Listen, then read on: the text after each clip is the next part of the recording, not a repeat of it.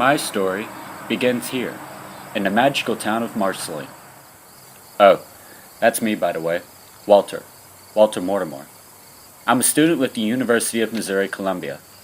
I came all the way out here to Marceline today because I wanted to see what it was like to grow up in the hometown of Mr. Walt Disney himself. Now, if you don't know who Mr. Walt Disney is, then it looks like you've been living under a rock. But I came out here today because I've been an artist all my life. I've been drawing ever since I was very, very young. And I wanted to make the next Mickey Mouse. I mean, that's every artist's dream, right? So, I wanted to make it simple, start from scratch. I just started drawing. Started with a head, then a body, then arms. But then I realized I was going to need more than just my imagination. I was going to need to go out and venture the home place of Walt Disney himself to see how I can get inspired. Maybe there's something that I've missed. Maybe there's something I need to see. So I packed up my chair and set off. I went down the way of where Walt's Dreaming Tree and Barn is. I just wanted to see what it's like. It was a hot day. I went down to grass, and I saw the sign. I went across the tree, went around it, and there it was. Walt's Dreaming Tree. Looks almost exactly like the one from Peter Pan.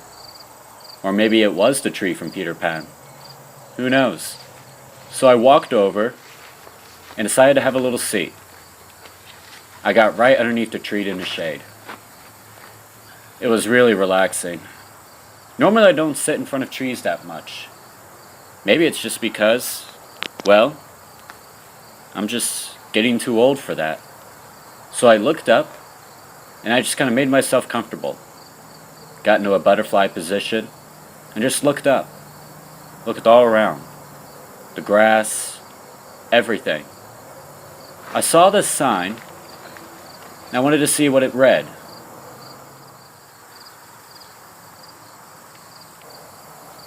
It was a sign talking about the Dreaming Tree.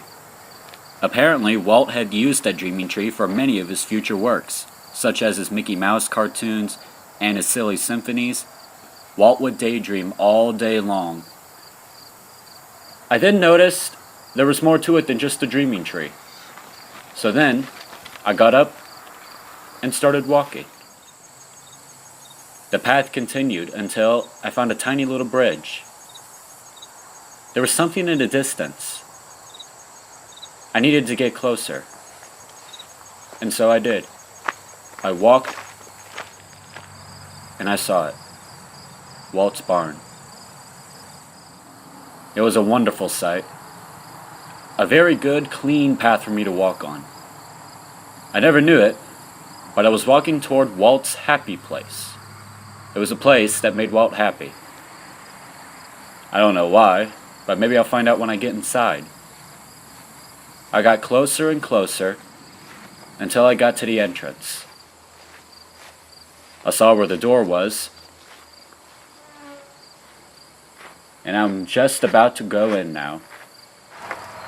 I open it. It was a screen door, very old, and I'm just stunned by the inside of it.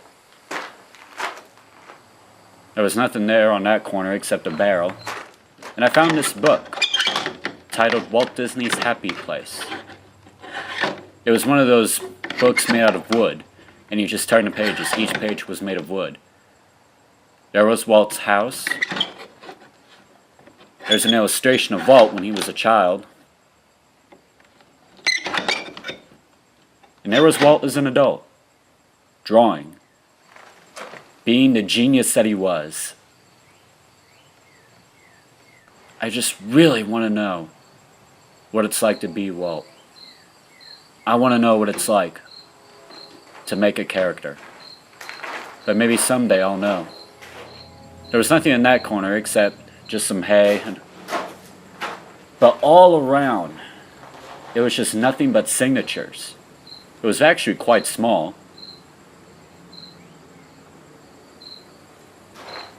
And then I found a bench. Even the bench was covered in nothing but signatures. So I sat down, and I just wanted to observe peacefully what it's like. Even the ceilings were all covered with nothing but signatures. Almost every inch of the entire barn was covered. Some people asked him to marry him in the barn. Some people said, "I love you." People even went up to the ceilings just to write on the barn. But why? Well, for most of us in this day and age, no one really met Walt. I never got to meet Walt.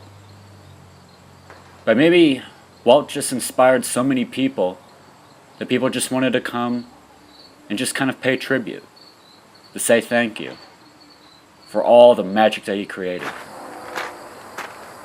After that, I left. And I went outside, and then I looked upon the barn. There was another trail. The plants were wonderful. All of them were in blossom and in bloom.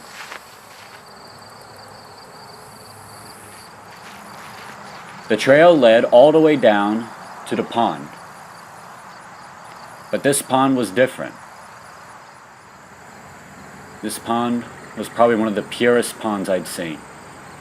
Pure blue, trees in the reflection, simply ravishing.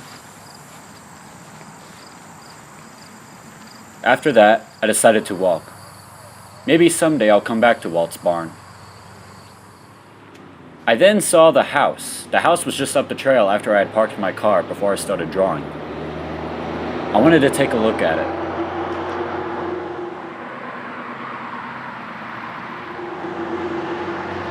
Who would have thought that out of all the places, Walt Disney had come to Marceline, Missouri?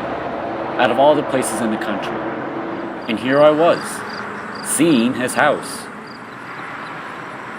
I got closer in order to see it better. That part of the house didn't exist yet until decades later. But that was the original part of the house. I saw what I needed to see. After that, I decided to go back to my car and head home. I opened my car door, but then I needed to take a second to think. I want to make the next Disney classic. I really do. So what can I take away from today? Well, there's magic in Marceline.